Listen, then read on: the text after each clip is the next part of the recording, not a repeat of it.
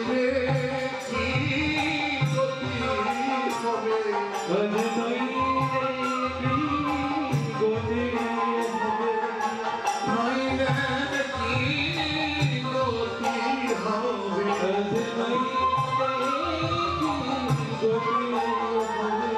প্রভু তুমি না করিলে নইলে কি গতি হবে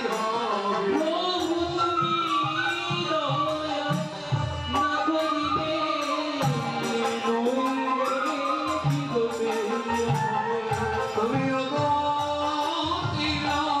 অগতি প্রভু নইলে কি আমার গতি হবে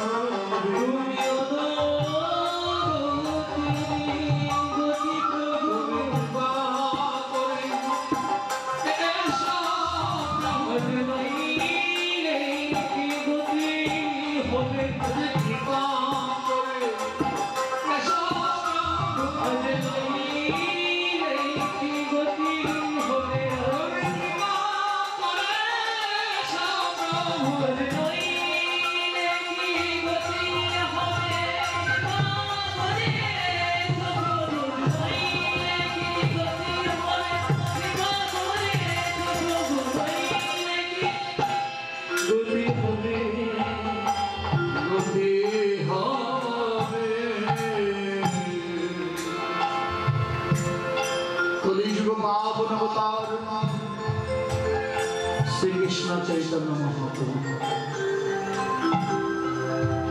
যার করুণা ছাড়া এই মাতৃশ্ব জীবে ভবনদী পার হওয়ার কোনো উপায় নেই। গৌর মাঝি বলে জপ হইল না, গৌর মাঝি বিনে আমাদের আর ভবনদী পার হওয়ার কোনো উপায় আমাদের নেই। যতক্ষণ পর্যন্ত আমরা গৌর চরণে আমাদের মন একনিষ্ঠ ভাবে আমরা শপে যাব, ততক্ষণ পর্যন্ত আমরা কৃষ্ণ প্রেমামৃত আস্বাদন করা সম্ভব হবে। তাই সময় থাকতে আমরা গৌর চরণে আত্মসমর্পণ করব। আজকে যে আমরা কৃষ্ণ লীলা আস্বাদন করব, অনন্ত ব্রহ্মাণ্ড গণপতি প্রাণ গোবিন্দ এই ভারতবর্ষ জীবের জন্য তিনি বারবার অবতীর্ণ হয়, শুধু আমাদেরকে রক্ষা করুন। আমাদেরকে রক্ষা করার জন্য তার যদি এত করুণা হয়, তাহলে আমাকে বাঁচার জন্য একটু আমাদের করুণা হবে না? সকলে তো বাঁচতে চায়, তাই বাঁচতে চাইলে সেই প্রভুর চরণ আমাদের আশ্রয় করে থাকে। তাই এই কলির মাতৃশ্ব জীবের পাপময়ী যে মতি, সেখান থেকে উত্তীর্ণ হতে হলে গৌর মাঝি বলে জপ করি।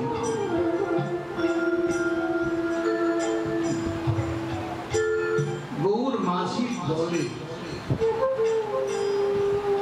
বল হচ্ছে কি আমাদের গৌর,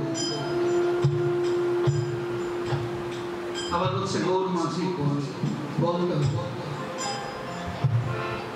সবাই আমরা গৌর চরণে কনিষ্ঠ ভাব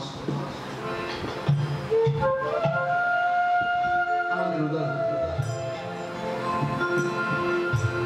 তারপর দেখবেন ঠাকুর নরোত্তম দাস মহাশয় বলছেন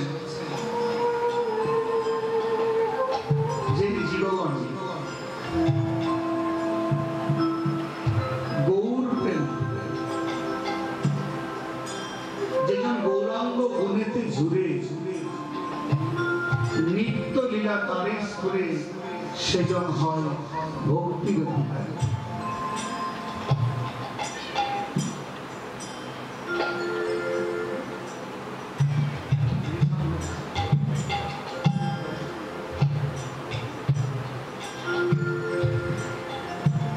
গৌরাঙ্গ গুণেতে ঝুরে নিত্য লীলা তারে স্ফুরে সেজন হয় ভক্তির অধিকারী।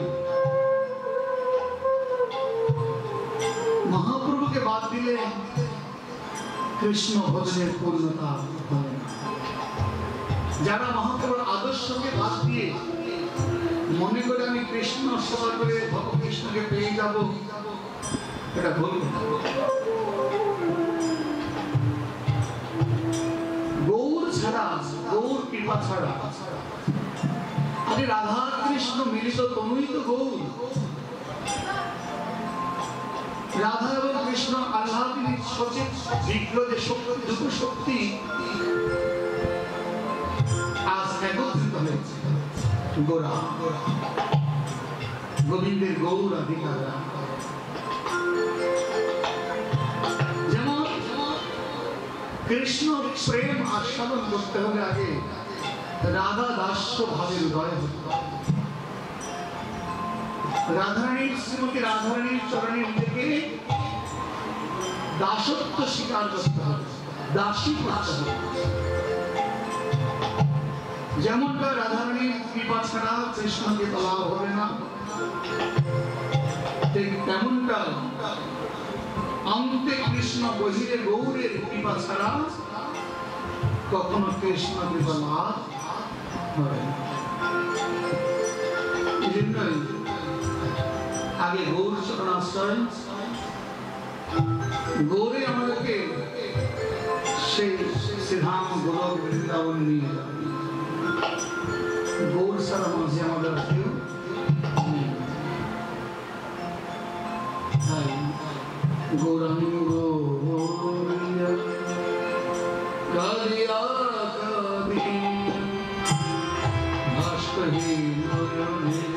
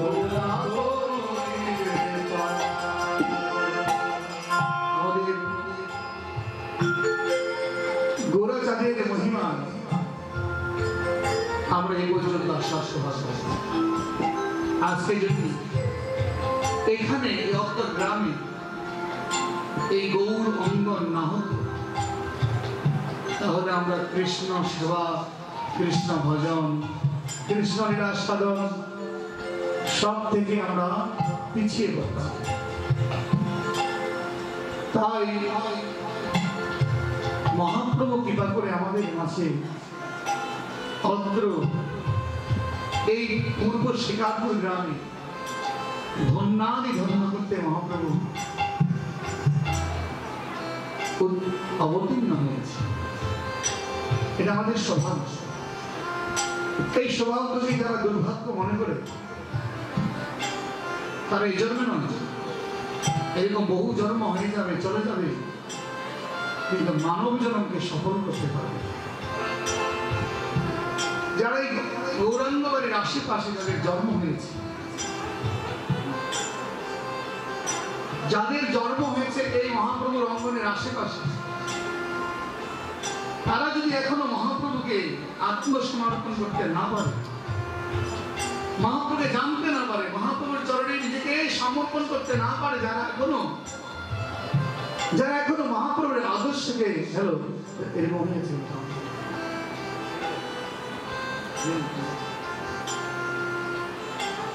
যারা এখনো মহাপ্রভুর আদর্শকে আদর্শিত হতে না পারে,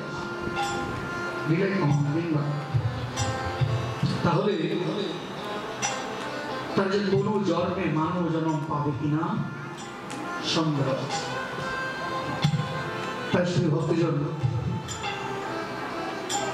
আমরা যারা উপস্থিত হয়েছি আজকে হরিকথা সাধন করার জন্য, আমরা প্রতি বছরে হ্যালো কি বাবা বিভাগ কোথায় চলে গেছে,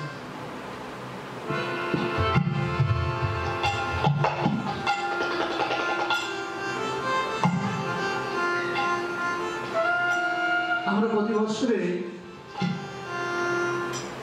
এই জন্মলীলা আস্বাদন করি। তো ঠিক তেমনই আমরা এই বৈষ্ণবে উপনীত হয়েছি আমার গোবিন্দের যে আবির্ভাবের আশ্রয়। প্রকৃতপক্ষে ভগবানের কোনো জন্ম হয়নি, ভগবানের জন্মও নেই, ভগবানের মৃত্যুও নেই। যিনি অনন্তকোটি ব্রহ্মাণ্ডকে সৃষ্টি করেছে তাকে আবার সৃষ্টি করবে কে? আমরা অনেকে বলি না বাজার থেকে একটা বিগ্রহ কিনে আনি, কিনে এনে এখানে দেয় বলে বাবা তো কি করতে হবে? জীবন দিতে হবে, প্রতিষ্ঠিত করতে হবে, জীবন না, তাই না? আরে বাবা, যিনি জগতে ব্রহ্মাণ্ডের জীবন দান করে তাকে আবার আমরা পারবি জীবন দিতে? সেটা না। আসলে কথাটি হচ্ছে ভগবান বলছেন নিজ মুখে, ভক্ত আমার প্রাণ, ভক্ত আমার ধন, ভক্তের কাছে আমি সবসময় প্রতিষ্ঠিত হই, ভক্তে আমাকে পারে। আমি বিকলাঙ্গ দেহ নিয়ে এসেছি এই কলিযুগে, আমি চলতে পারি না, আমি হাঁটতে পারি না, ভক্তের কাছে। কেন? ভক্তের কাছ থেকে আমি নিজ গুণের সেবা গ্রহণ করার জন্য। ভগবান কত করুণাময় ভগবান।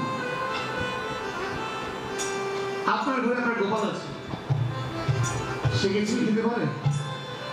বলেন, সে কখন আপনার কাছে চাইছে যে আমাকে মা ভাত দাও? বলেন। তো প্রভু এই জগতে, এই কলিযুগে ভক্তদের পরীক্ষা করার জন্য আজ এই রূপ। দেখি আমার ভক্ত আমার মনের কথা বুঝে কি, আমার ভক্ত আমার মনের কথা বুঝে কিনা। তা আমি এই যুগে চেয়ে নেব না, চলবো না, দেখি আমার ভক্ত আমাকে দেয় কিনা। তাই ভক্তের কাছে প্রভু প্রকাশিত হয়, ভক্তের কাছে তিনি প্রতিষ্ঠিত হয়। আর এই ভক্তের কাছে প্রতিষ্ঠিত হতে গিয়ে, ভক্তের কথা ভাবতে গিয়ে নররূপে হয়ে ভগবান আমাদের মাঝে এসেছে। কেউ হ্যালো,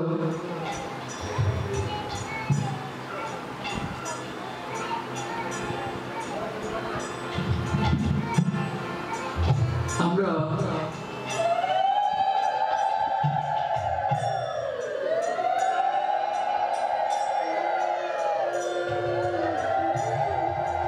সেবার জন্য আমরা এখানে এসেছি, আর গোবিন্দ সেবা নিতে ভক্তের কাছে এসেছে।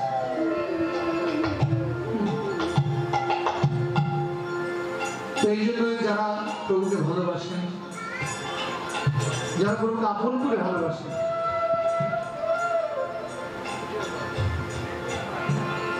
যারা প্রভুকে ভালোবাসেন, তারা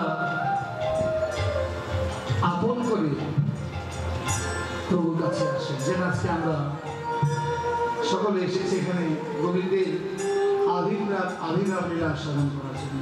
তো ভগবানের জন্ম নেই, মৃত্যু নেই, তবু তিনি এই নরদেহ পেয়ে এই নরলোকে মধ্যভূমিতে যে নিয়ম করেছে, এখানে আসলে জন্মিলে মরিতে হবে, মরিলে জন্ম, জন্মিলে মরিতে হবে, মরিলে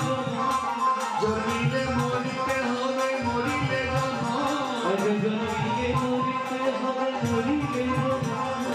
মধ্যভূমি এই কথা সদা সত্য হয়, মধ্যভূমি সেই কথা সদা সত্য হয়। জন্মিলে মরণ হাজি, জন্মিলে মরণ হাজি, মরিলে জন্ম হয়,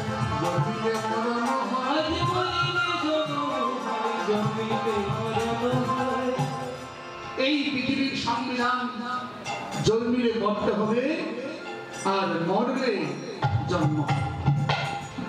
তবে জন্মিলে মরিতে হবে এটা সত্য, কিন্তু মরিলে যে জন্ম হবে এটা কতটুকু সত্য? জন্মিলে আপনি মরবেন ঠিকই, মানুষই জন্মগ্রহণ করবেন এবং মানুষই মৃত্যুবরণ করবেন। একটু ভাবুন তো, মরার পরে কি আবার মানব জন্ম হয়ে আসবে নাকি অন্যটা?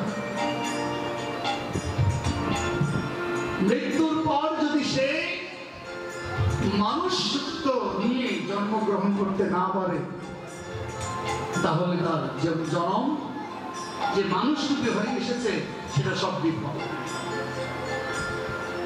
তাই আমাদের মৃত্যুর পরে আবার পুনরূপী মানব রূপে আসার জন্য যদি আমাদের শক্তি থেকে থাকে, ভক্ত সঙ্গ হয়ে থাকে, তাহলে আমরা আসতে পারবো। না হলে এই সুন্দর দেহ আর হবে না। জন্ম হবে ঠিকই, জন্ম হবে গৌরাঙ্গবাড়ির পাশে হবে না, গৌরাঙ্গবাড়ির পাশে হবে ঠিকই, গ্রামে হবে না। যদিও গ্রামে হয়, এই স্থলে হবে না, হয়তো জলে হবে, তাহলে বৃক্ষে ডালে হবে, না হলে যেখানে আহার করবে সেখানে নিদ্রা যাবে, সেখানে মলমুক্ত করে আহার করবে, পরিত্যাগ করবে, সেই স্থানে আপনার জন্ম হতে পারে।